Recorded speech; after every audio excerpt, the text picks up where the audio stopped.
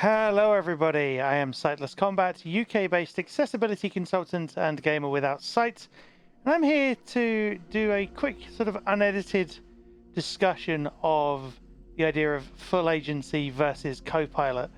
It's been kind of a common topic for the past little while, and I thought I'd, sort of create a little series of, maybe discussion points about accessibility, things that are, prominent to me in terms of my experience as a gamer having absolutely no sight whatsoever, and how accessibility can move forward.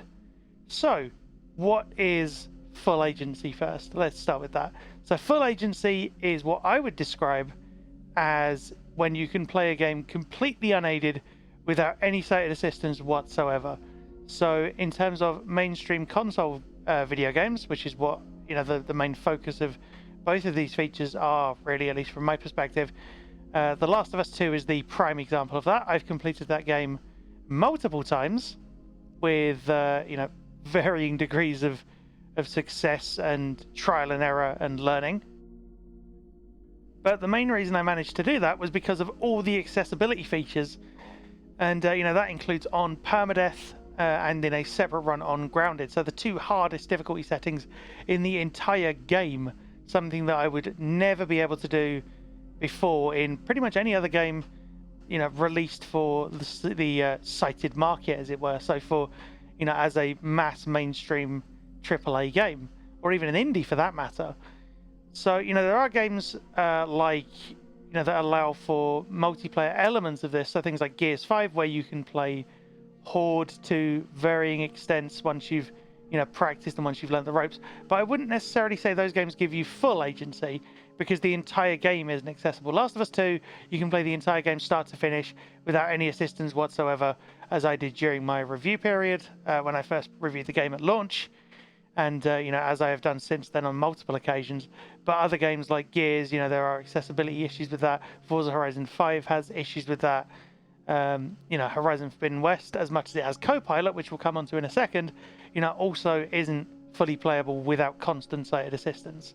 So that's where, the full agency line stops for most people, I think, where you can't play it yourself and you need that assistance, or you need to use complicated workarounds like optical character recognition or OCR, which can leave a lot to be desired in terms of their output. As for CoPilot, though, what is CoPilot? CoPilot is essentially a now blanket term, at least from my point of view, to encompass when you are getting assistance directly through a controller from a second player. Whether that is through something like the actual Xbox CoPilot feature, which allows two local controllers, so in the same room, to simultaneously act as one. So, one person can do the aiming, one person can do the shooting, or it's been used in other setups as well by, say, physically disabled gamers, where they can utilize two controllers with, like, maybe different parts of their body, for instance, or, varying types of controller that interface through the Xbox, like the Xbox adaptive controller and a regular controller, for instance, in combination.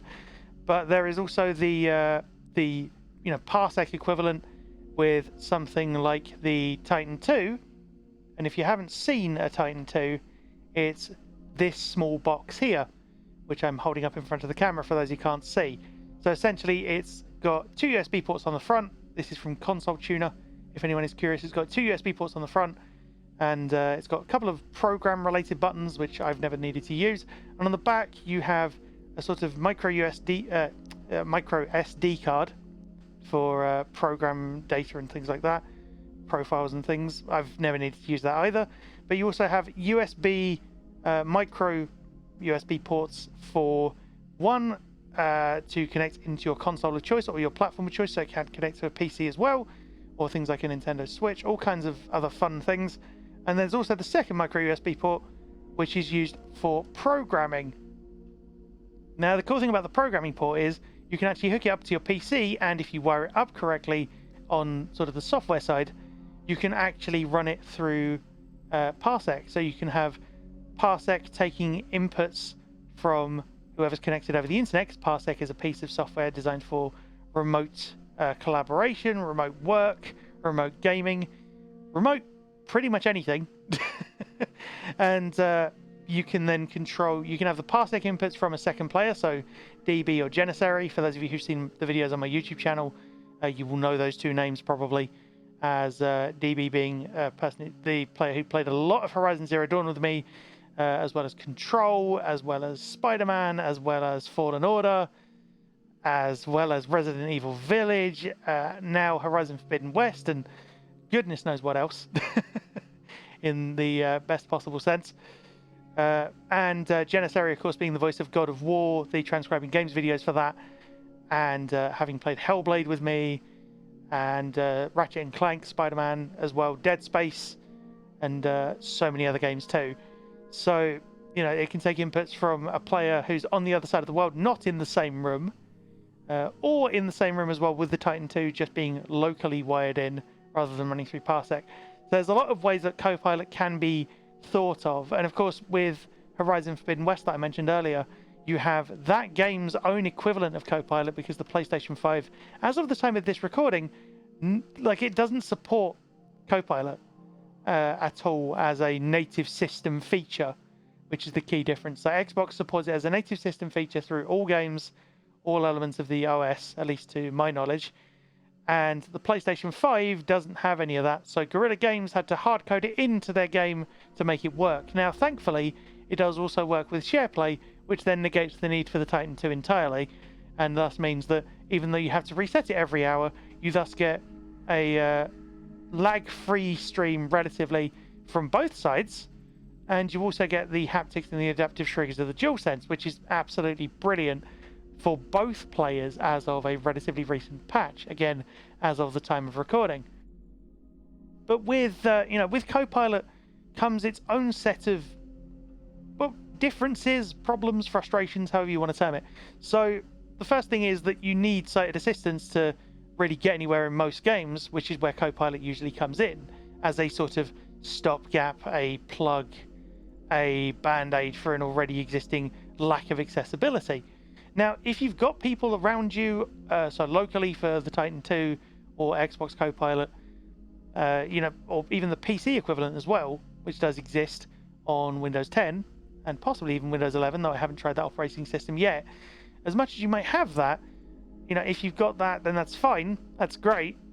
But you need to, of course, find those people if you don't have access to that sort of, not service, but those people who are willing to help you and volunteer their time and their energy to put into playing a game with you, which can be a very long investment. So Horizon Zero Dawn took about 70 odd hours for me and DB to play through.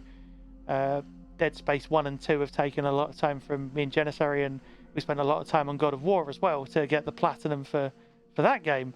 So it can take a big time investment, but if you've got what you might loosely term as the right people to play through with you, then that's brilliant, because they will know the game inside out. They will be able to help you, they'll be able to show you cool things, but they will learn as well in terms of accessibility.